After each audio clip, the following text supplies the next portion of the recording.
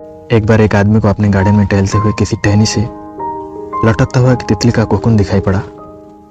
अब हर रोज वो आदमी उससे देखने लगा और एक दिन उसने नोटिस किया कि उस कोकून में एक छोटा सा छेद बन गया है। उस दिन वो वहीं बैठ गया और घंटों उसे देखता रहा। उसने देखा कि तितली उस खोल से बाहर निकलने की बहुत प्रयास कर रहा है, पर बहुत देर तक प्रयास करने के बाद भी वो उस छेद से नहीं निकल पाई और फिर वो बिल्कुल शांत हो गई, मानो कि उसने हार मान ली हो। कि देखते हुए उस आदमी ने निश्चय किया कि वो उस तितली को मदद करेगा। उसने कैंची उठाया और कोकून के ओपनिंग को इतना तोड़कर बड़ा कर दिया कि तितली आसान से बाहर निकल सके।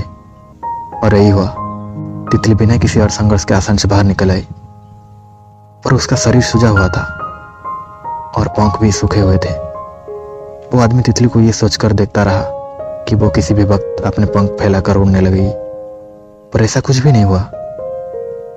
इसके उल्टा बेचारी तितली कभी उड़ नहीं पाई और उसे अपनी बाकी जिंदगी इधर उधर घिसटते हुए बितानी पड़ी। वो आदमी अपनी दयार जल्दबाजी में यह नहीं समझ पाया कि दरअसल कोकून से निकलने की प्रक्रिया को प्रकृति ने इतना कठिन इसलिए बनाया है ताकि ऐसा करने से तितली के शरीर में मौजूद तरल उसके पंख में पहुंच सके और वो छेद से बाहर निकलते ही उड़ सके। वास्तव में कभी कभी हमारे जीवन में संघर्ष ही वो चीज होती है जिसकी हमें सचमुच आवश्यकता होती है। यदि हम बिना किसी स्ट्रगल के सब कुछ पाने लगे तो हम भी एक अपंग के समान हो जाएंगे।